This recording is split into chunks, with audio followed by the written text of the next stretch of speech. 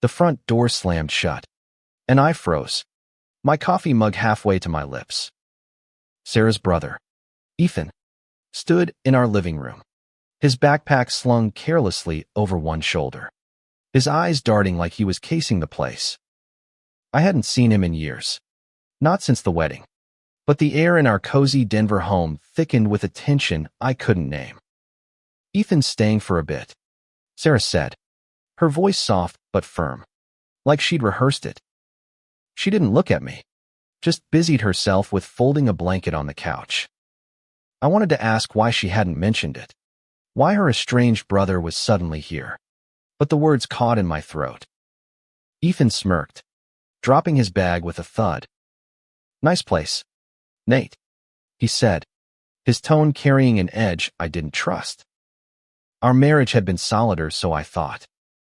Sarah and I, both in our late 20s, had built a life together over 5 years. She was a graphic designer, her creativity spilling into every corner of our home, from the hand-painted mugs to the vibrant throw pillows. I worked as a high school history teacher, steady and predictable, the kind of guy who liked routines. We were happy, or at least comfortable, until Ethan showed up. That first night, I lay awake, Sarah's steady breathing beside me a stark contrast to the unease gnawing at my gut. Ethan was in the guest room, but I swore I heard footsteps, soft and deliberate, long after midnight. By morning, I found him in the kitchen, scrolling through his phone, his presence already shifting the rhythm of our home. Sarah seemed different, too distracted, her smiles forced, her eyes avoiding mine. Over the next few days, Ethan's stay stretched into something undefined. He was charming when he wanted to be, cracking jokes about his college days or helping Sarah cook dinner. But there was something off.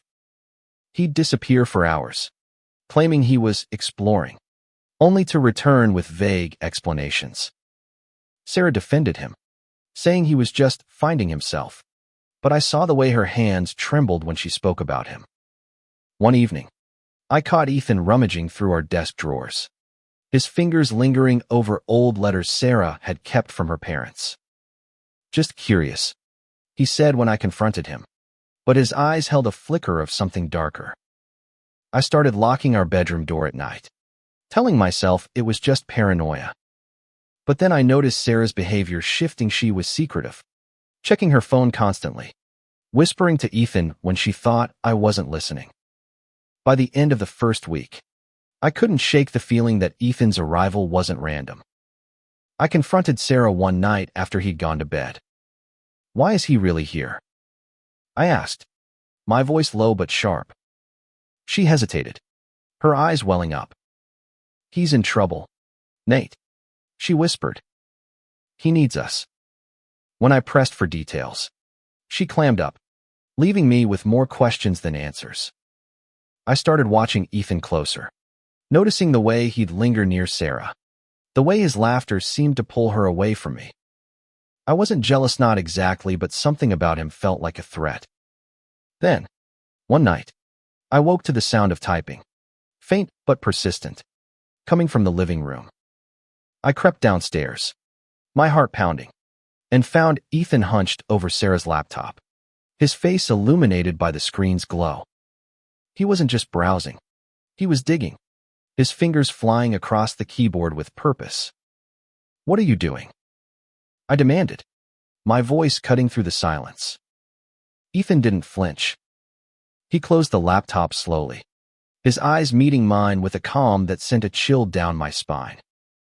"Just checking something," he said, but the lie was obvious. I glanced at the screen before he shut. There were files open, personal ones, things Sarah and I had saved from years ago. Why was he looking at them? The next morning, I pulled Sarah aside. "He's not just visiting, is he?" I said, my voice shaking with frustration. Her face crumpled, and for the first time, I saw fear in her eyes. "Nate, there's something I need to tell you," she said, her voice barely above a whisper. "But you have to promise not to hate me." Sarah's words hung in the air, heavy with a truth I wasn't sure I wanted to hear. I stared at her, my heart thudding against my ribs. The cozy Denver morning suddenly feeling cold. "What is it, Sarah?" I pressed, my voice softer now, almost pleading. She took a shaky breath, her fingers twisting the hem of her sweater. "Ethan, he's not just my brother," she said, her eyes fixed on the floor. He's my twin. And there's something about him, about us, Tat, I've never told you." My mind reeled. Twin. Sarah had never mentioned a twin. She'd talked about Ethan like he was just a younger sibling, someone she'd drifted apart from after their parents' messy divorce. Why hide this? I sat down hard on the couch, the same one where Ethan had dropped his bag that first day. "Why didn't you tell me?" I asked, my voice cracking. Sarah's eyes filled with tears, but she didn't answer right away. Instead, she glanced toward the hallway, as if checking for Ethan. "It's complicated," she whispered. "He's been through a lot, and I thought I could protect him." "Protect him from what?" I demanded, frustration bubbling up. But before she could answer, Ethan appeared in the doorway, his expression unreadable. "Everything okay?" he asked, his tone too casual, like he hadn't just interrupted something critical.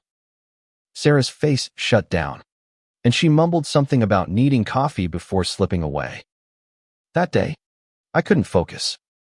At school, my students' voices faded into a blur as I replayed Sarah's words. A twin. The secrecy. Ethan's late-night laptop sessions. I started piecing things together, or at least trying to. When I got home, I found Ethan gone again and Sarah sketching at the kitchen table, her pencil moving furiously. "We need to finish that talk," I said, sitting across from her. She nodded but didn't look up. "Ethan's not just in trouble," she finally said, her voice low. "He's figuring out who he is. He came out to me last year. Nate. He's gay, and our parents, they didn't take it well. He's been on his own since." My stomach twisted. I felt a pang of sympathy for Ethan, but it didn't explain the secrecy, the sneaking around. "That's why he's here?" I asked. Sarah nodded, but her eyes told me there was more. Over the next few days, I tried to be understanding. I talked to Ethan, asking about his life, his plans. He was cagey, deflecting with charm or sarcasm. But I noticed how he and Sarah seemed to share a private language, glances, half sentences, moments I wasn't part of. It made me feel like an outsider in my own home. Worse, I kept catching Ethan on Sarah's laptop, always at odd hours. When I asked Sarah about it, she brushed it off. "He's just borrowing it," she said, but her voice lacked conviction. One night, I couldn't take it anymore. I waited until Ethan left for one of his walks and checked the laptop myself. The browser history was wiped clean, but I found a hidden folder buried in Sarah's files, labeled E. Inside were documents, letters, journal entries, even photos of Ethan with another man, someone I didn't recognize. The letters were raw, emotional, detailing Ethan's struggle with his identity, his fear of rejection. One entry mentioned running from something, but it didn't say what. I confronted Sarah that night, holding up a printed letter. "What is this, Sarah? What's he running from?"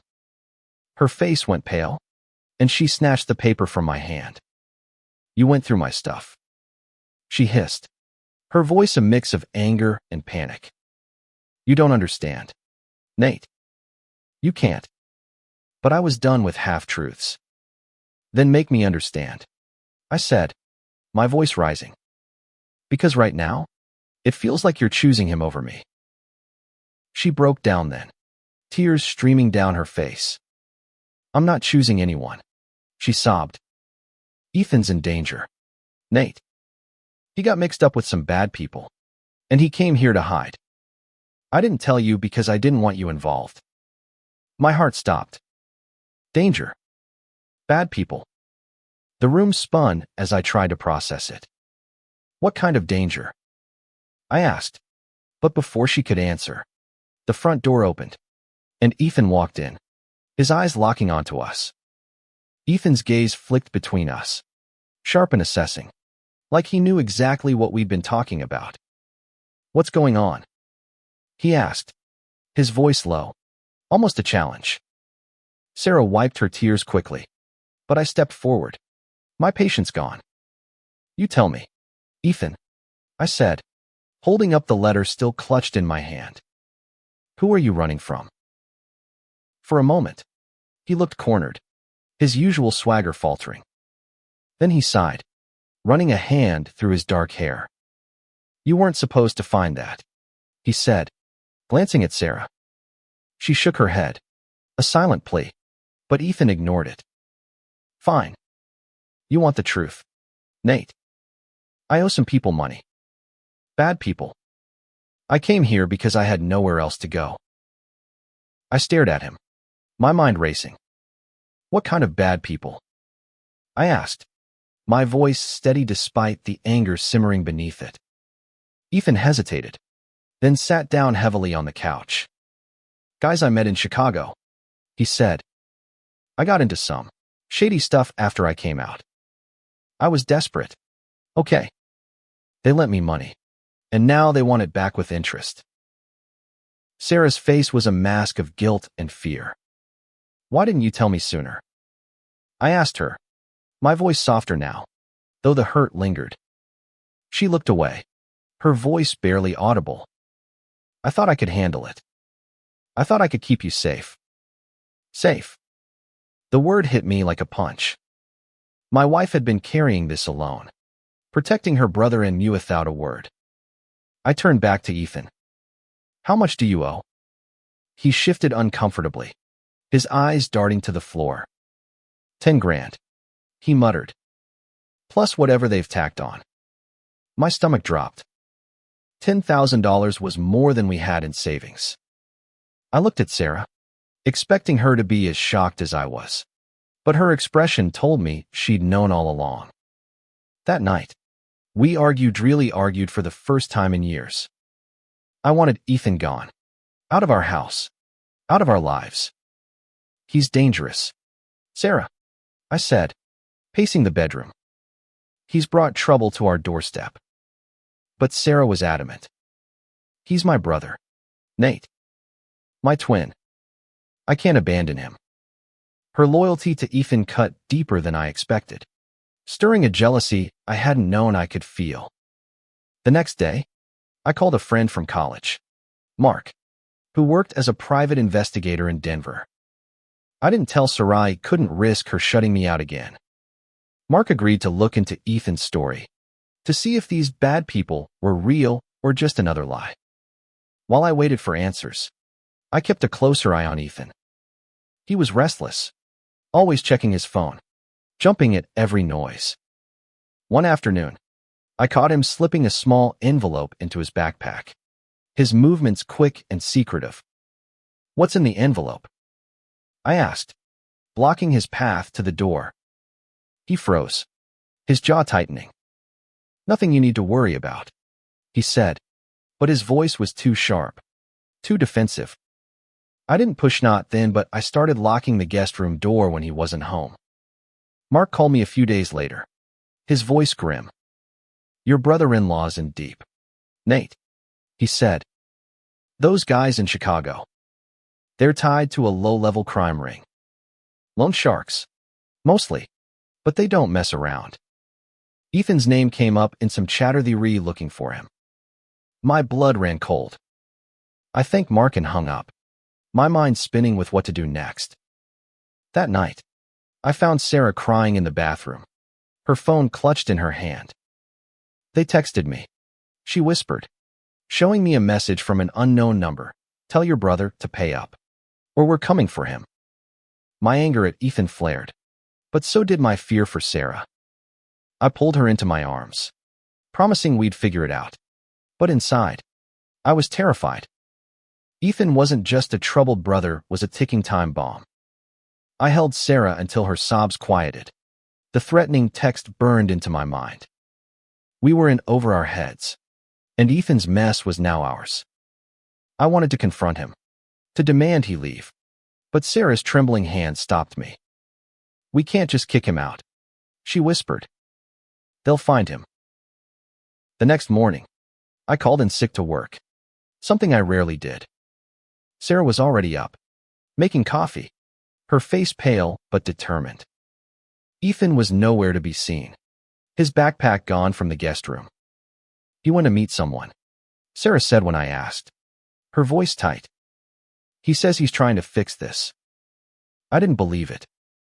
Ethan's fixes seemed to only dig deeper holes. I spent the day digging into our finances, trying to see if we could scrape together enough to pay off Ethan's debt. Our savings were modest enough for a rainy day, not a monsoon. Sarah sat across from me, silent, her sketchbook untouched. "We could take out a loan," she suggested, but I shook my head. "We're not ruining our future for him," I said, sharper than I meant. She flinched, and I regretted it instantly. When Ethan returned that evening, he looked worse than ever, eyes bloodshot, clothes rumpled, a faint bruise on his jaw. "What happened?" I demanded, my patience gone. He shrugged, avoiding my gaze. "Ran into some old friends," he said, but the lie was flimsy. Sarah rushed to his side, checking the bruise, her worry outweighing her anger. I watched them, the twin bond so palpable it made me feel like an intruder. That night, I couldn't sleep. I kept thinking about the text, about Mark's warning. I slipped out of bed and checked Ethan's backpack, left carelessly by the couch. Inside, I found the envelope from before stuffed with cash, more than I'd ever seen in one place. My heart pounded. Where had he gotten it? Was this his fix? I hid the envelope in a drawer, unsure what to do next. The next day, I met Mark at a coffee shop. He slid a folder across the table, his expression grim. "Ethan's been seen with a guy named Victor Ruiz," he said. "Low-level enforcer for the Chicago crew. Not someone you mess with." I stared at the grainy photo of Ethan and a burly man in a dark alley. "What's their deal?" I asked. Mark hesitated. "Could be business. Could be personal. Hard to say." Personal. The word hit me hard. Ethan was gay, Sarah had told me that, but the idea of him tangled up with someone like Ruiz made my skin crawl. Not because of his orientation, but because of the danger it implied. I thanked Mark and headed home, my mind a mess of fear and suspicion. When I got back, Sarah and Ethan were in the kitchen, their voices low but heated. "You can't keep doing this," Sarah was saying, her voice breaking. Ethan's response was too quiet to hear, but the tension between them was electric. I stepped in, holding up the photo from Mark. "Who's Victor Ruiz?" I asked, my voice steady despite the storm inside me. Ethan's face went white. Sarah gasped, her eyes darting to her brother. "You promised you were done with him," she whispered. Ethan stood abruptly, knocking over a chair. "You don't get it, Sarah," he snapped. "I don't have a choice." He stormed out, leaving us in stunned silence. That night, Sarah told me everything, as much as she knew. Ethan had met Victor in Chicago, a whirlwind romance that turned sour when Victor pulled him into the loan shark business. Ethan had tried to leave, but Victor's threats kept him tethered. "He came here to escape," Sarah said, her voice hollow. "But I think Victor's found him." I felt a surge of protectiveness, not just for Sarah, but for Ethan too. He was reckless, secretive, but he was family. "We need to go to the police," I said. Sarah shook her head, tears falling. "They'll arrest him, Nate. He's done things, bad things." I didn't ask what. I wasn't sure I wanted to know. The house felt like a pressure cooker, every creak of the floorboards setting my nerves on edge. Sarah and I barely spoke the next day, the weight of Ethan's secrets suffocating us. He stayed in the guest room, door closed, his silence louder than any argument. I wanted to help, but I didn't know how not when Sarah was caught between her loyalty to her twin and her fear for our safety. I called Mark again, asking if he could track Victor Ruiz. "He's in Denver," Mark said, his voice low. "Spotted at a bar downtown last night. You need to be careful, Nate." I hung up, my stomach churning. Victor was here.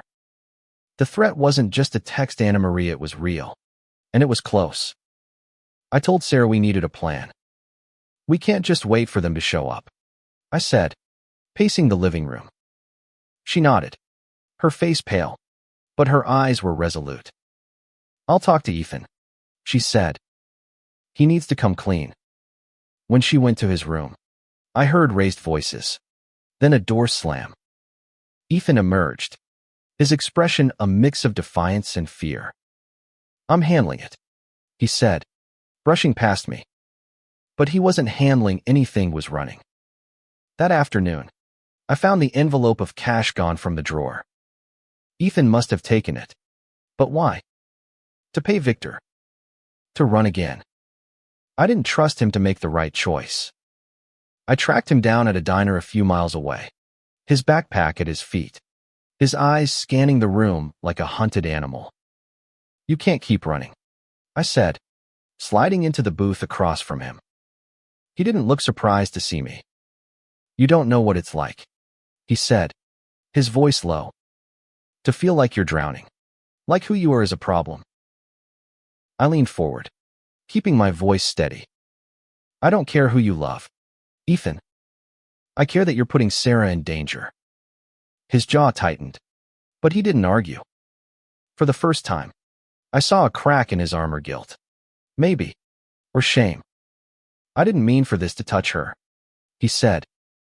"I thought I could fix it." "Then let us help," I said, surprising myself. I wasn't sure I meant it, but I couldn't lose Sarah, and she wouldn't survive losing Ethan. He nodded slowly, like he was weighing his options. "Victor's coming tonight," he said finally. "He wants the money. If I don't have it, he'll—" He didn't finish, but the fear in his eyes said enough. We drove home in silence, the weight of his confession settling between us. Sarah was waiting, her face lighting up with relief when she saw Ethan, then darkening when I told her about Victor. "We need to call the police," I said again, but Ethan shook his head. "They'll dig into my past," he said. "I'll go to jail." Sarah's eyes pleaded with me, and I relented for now. That night, we barricaded ourselves in the house, the air thick with tension. Sarah clutched my hand, her fingers cold. Ethan sat by the window, watching the street, his phone buzzing with texts he didn't answer. Around midnight, headlights flashed outside. My heart stopped as a car door slammed. Ethan stood, his face set. "Stay here," he said, grabbing his backpack. "No," Sarah said, her voice fierce. "We're in this together." I nodded, my fear giving way to resolve. We weren't just fighting for Ethan, we were fighting for our family, for the life we'd built.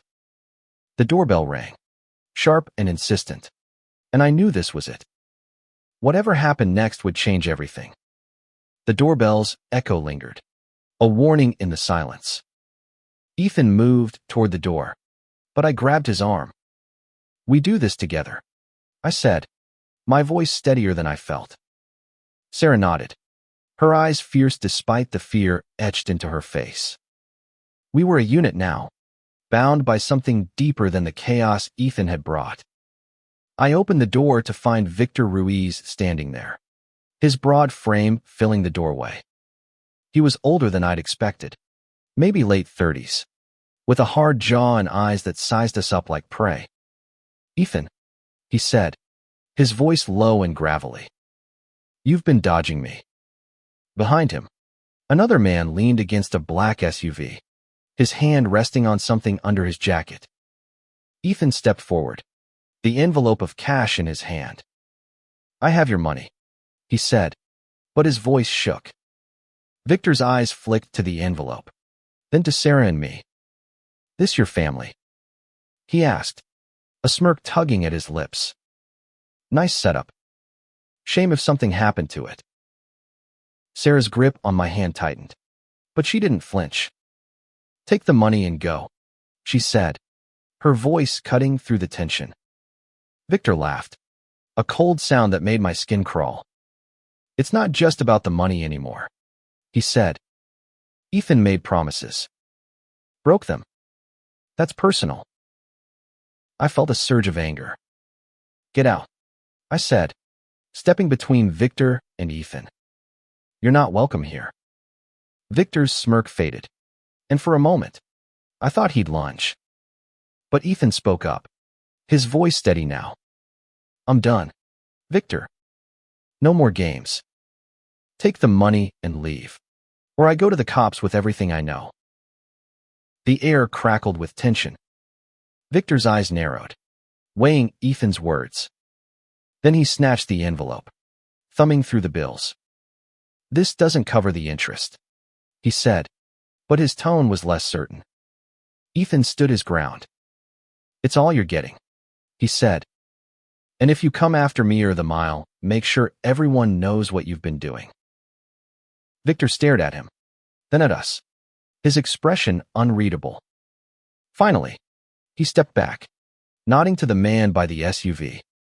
"You're lucky you've got family, kid," he said, his voice dripping with disdain. "Don't let me see you again." He turned and walked away, the SUV peeling out into the night. We stood frozen, the silence deafening. Sarah collapsed into my arms, sobbing, while Ethan sank onto the couch, his face buried in his hands. "I'm sorry," he whispered, the words raw with guilt. I wanted to yell, to demand answers, but I saw the weight he carried, the fear, the shame, the desperate need to be free. Over the next few days, we pieced together a plan. Ethan couldn't stay in Denver, not with Victor's crew still out there. Sarah suggested he move to Seattle, where a friend from college could help him start over. I wasn't thrilled, but I saw the hope in her eyes, the belief that her brother could change. We pooled what was left of our savings to help him, a decision that stung but felt right.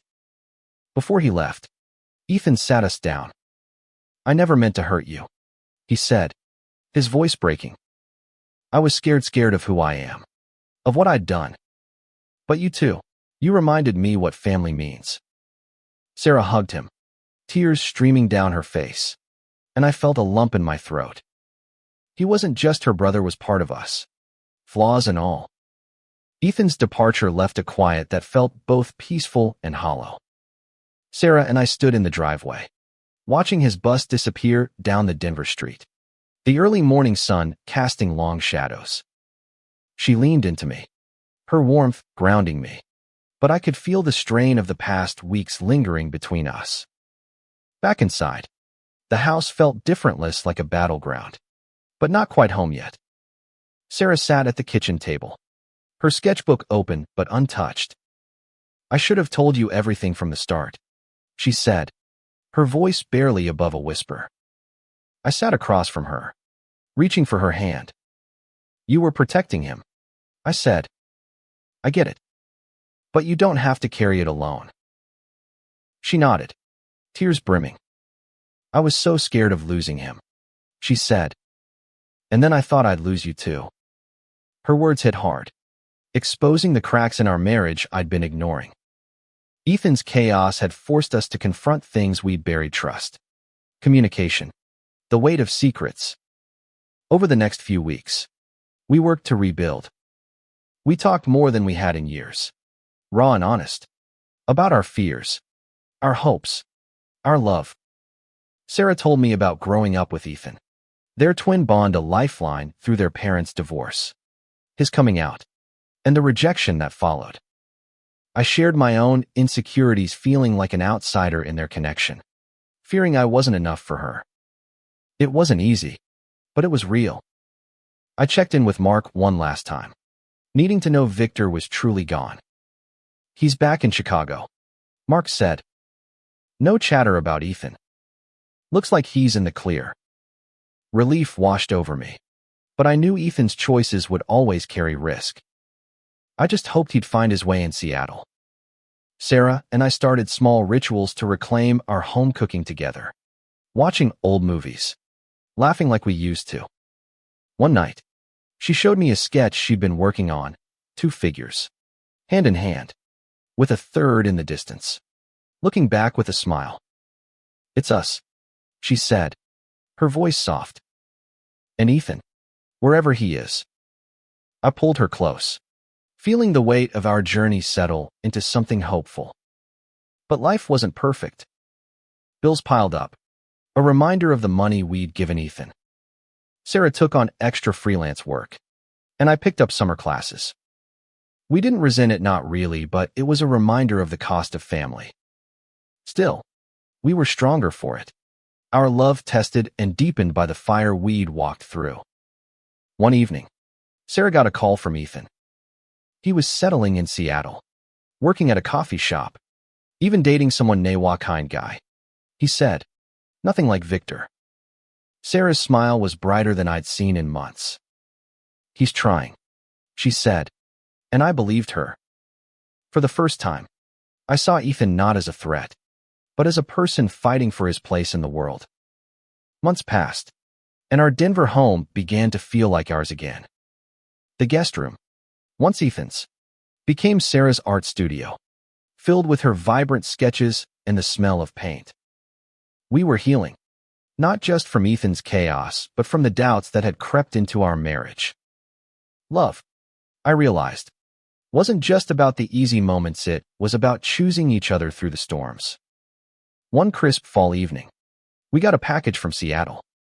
Inside was a letter from Ethan, handwritten, along with a small painting of the Denver skyline. "I'm paying you back, little by little," he wrote. "Thank you for giving me a chance to start over." Sarah cried as she read it, and I felt a weight lift. He was trying, and that was enough. We invited Ethan to visit for Thanksgiving, not to stay, but to share a meal, to rebuild on our terms. He arrived with a shy smile, his new boyfriend, Jamie, at his side. Jamie was quiet, kind, a social worker with a steady presence that seemed to ground Ethan. Over dinner, we laughed, shared stories, and for the first time, I felt like part of their twin bond, not outside it. As we cleared the table, Ethan pulled me aside. "I know I messed up," he said, his eyes sincere. "But you and Sarah, you saved me." I didn't know what to say, so I just nodded, clapping him on the shoulder. It wasn't forgiveness. Not entirely, but it was understanding. That night, Sarah and I lay in bed, the house quiet except for the soft hum of the heater. "We made it," she whispered, her hand finding mine. I smiled, pulling her close. "Yeah," I said. "We did." Our marriage wasn't perfect, but it was ours stronger for the cracks, deeper for the truths we'd faced. Ethan's visit had nearly broken us, but it also showed us what we were capable of love that didn't flinch, even in the face of danger and doubt. We'd chosen each other, chosen family, and in that choice, we'd found something unbreakable. As I drifted to sleep, I knew that whatever came next, we'd face it together, hand in hand, with a strength forged in the fire of that unforgettable night.